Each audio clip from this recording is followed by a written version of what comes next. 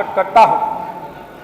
महोदया, आज भारतीय जनता पार्टी की सरकार की तरफ से जिन माननीय सदस्यों की तरफ से चर्चा में भाग लिया गया, उनको सुन करके मुझे गांव की महिलाओं की एक कहावत याद आती है। हमारे गांव की महिलाएं एक कहावत कहती हैं कि सुकुआ बोले तो बोले। महोदया जी, गांव में महिलाएं एक कहावत कहती हैं कि सुकुआ बोले तो बोले, यहां बोले चलनियों जिनमें 72 छेद। महोदया जी, ये कहावत आज भारतीय जनता पार्टी की सरकार पर चरितार्थ हो रही है। बात नारी बंधन की हो रही है, बात नारी गरिमा बढ़ाने की हो रही है, लेकिन भारतीय जनता पार्टी के एक लंबा इतिहास रहा है नारी गरिमा के मर्दन करने का। महोदय, मैं इसी सदन से बात शुरू करता हूं।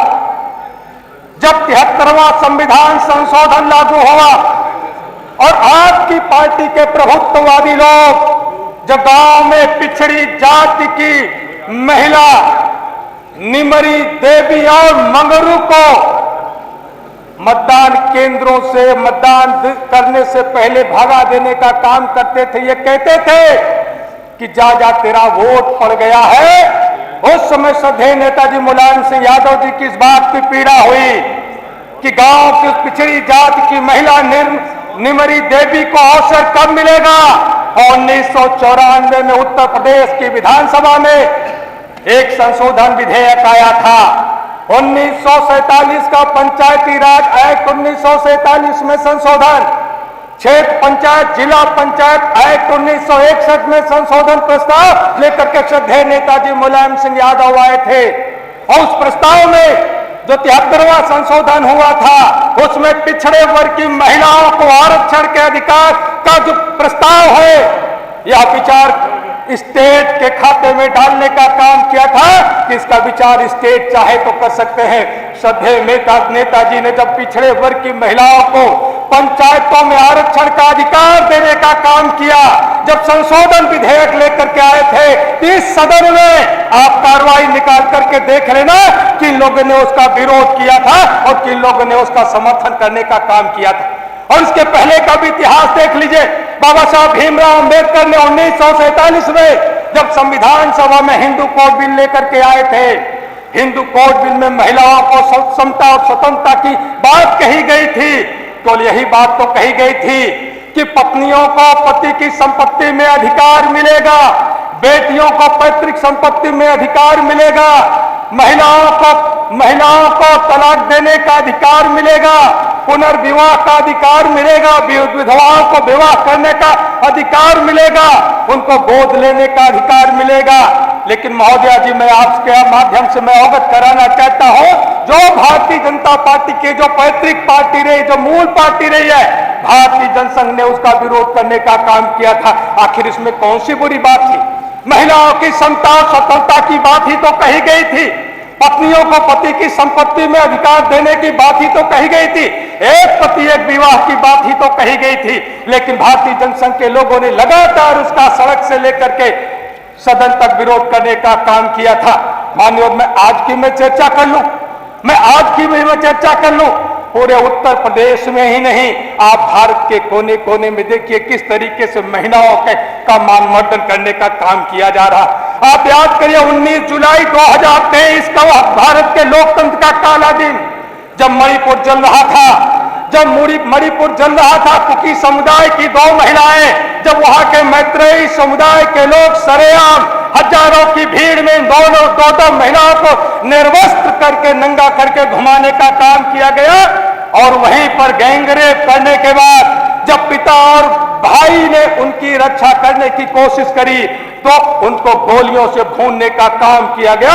लेकिन भारतीय जनता पार्टी की सरकार केंद्र में थी और वहां मणिपुर में भी थी।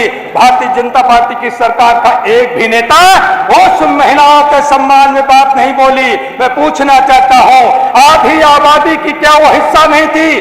कुकी समुदाय की वो महिलाएं क्या भारत माता का हिस्सा नहीं थी? भारत भूमि पर जन्म लेने वाला एक एक नर और नारी, एक एक पशु और पक्षी, एक एक संपदा भारत माता है। क्या वो भारत माता का अपमान नहीं था? वो भारत माता का अपमान नहीं था? प्रधानमंत्री जी से लेकर के कोई भी एक भारतीय जनता पार्टी के नेता महिलाओं के सम्मान में आवाज उठाने का काम नहीं किया।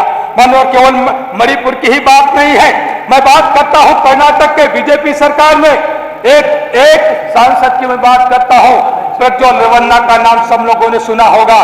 प्रज्वल रेवन्ना का वीडियो जब 2024 का लोकसभा का चुनाव चल रहा था, उस समय न जाने कितने महिलाओं के यौन शोषण का वीडियो वायरल हुआ और उनके खिलाफ FIR हुई, भाग करके विदेश चले गए। मानो ये भारतीय जनता पार्टी के सांसद का, उनके जो समर्थन से चल रही सरकार थे, उनके सांसदों का चरित्र रहा है। मानो वहीं पर मैं दूसरे बीजेपी सरकार के कर्नाटक सरकार के मंत्री में रमेश जरकोनी जी, जो 2021 में उनके पास महिला को नौकरी देने के नाम पर न जाने कितने यौन शोषण के वीडियो वायरल हुए थे, उनके खिलाफ भी FIR हुई, जेल जाना पड़ा। ये भारतीय जनता पार्टी की सरकार के मंत्रियों का मैं चरित्र रहा है। मानो मैं आगे मैं बढ़ूं, मैं एक मंत्री का नाम ले लूं, वहीं पर एक मुनिरत्ना नायडू जी जो जल संसाधन मंत्री हुआ करते थे, उन्होंने भी महिला का यौन शोषण करने का काम किया था। इतना चारित्रिक पतन आज तक कभी भारत के लोकतंत्र में नहीं हुआ था जितना आज हो रहा है। मैं अगर उत्तर प्रदेश की मैं बात करूं, अभी हाल ही की घटना है, मैं उत्तर प्रदेश की भी बात करता हूं। महोबा जनपद के एक भारतीय जनता पार्टी के जिला अध्यक्ष के द्वारा जिस तरीके से भारतीय जनता पार्टी की महिला कार्यकर्ता को जिस तरीके से हम बिस्तर होने की बात करें, मुझे लगता है कि इस बात की इतनी निंदा होनी चाहिए जितना लोग कल्पना भी नहीं कर सकते। मैं चर्चा करना चाहूंगा, इसी सदन के विधायक रहे भारतीय जनता पार्टी के विधायक, उन्नाव के विधायक कुलदीप सेंगर ने उस बेटी के साथ क्या हुआ था आप सब लोगों ने इस सदन ने जाना था। और जो साक्षी रहे, जो गवाह रहे हैं, उनको भी मारने की कोशिश की गई। आप समझ सकते हैं कि आज इस भारत के लोकतंत्र में इतनी गिरावट कभी नहीं आई थी जितना भारतीय जनता पार्टी की सरकार में आई थी।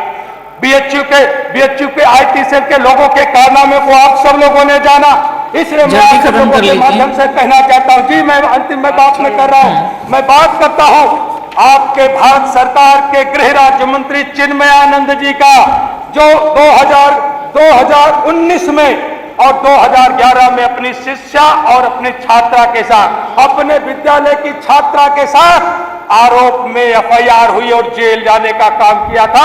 तो आप समझ सकते हैं कि एक इतने बड़े भारतीय जनता पार्टी की सरकार में इतने बड़े पद पर बैठा हुआ व्यक्ति इस तरीके का घिनौना चरित्र धारण कर सकता है। आज निश्चित रूप से अगर सोशल मीडिया का जमाना नहीं होता तो वह मुखौटा कभी ऊपर। धन्यवाद माननीय सदस्य। मैं अंतिम बात कहता हूँ, माननीय विजयलक्ष्मी गौतम जी, भंडारी का मामला हो या हरियाणा का मामला हो, आपका समय खत्म हो, बैठ जाइए।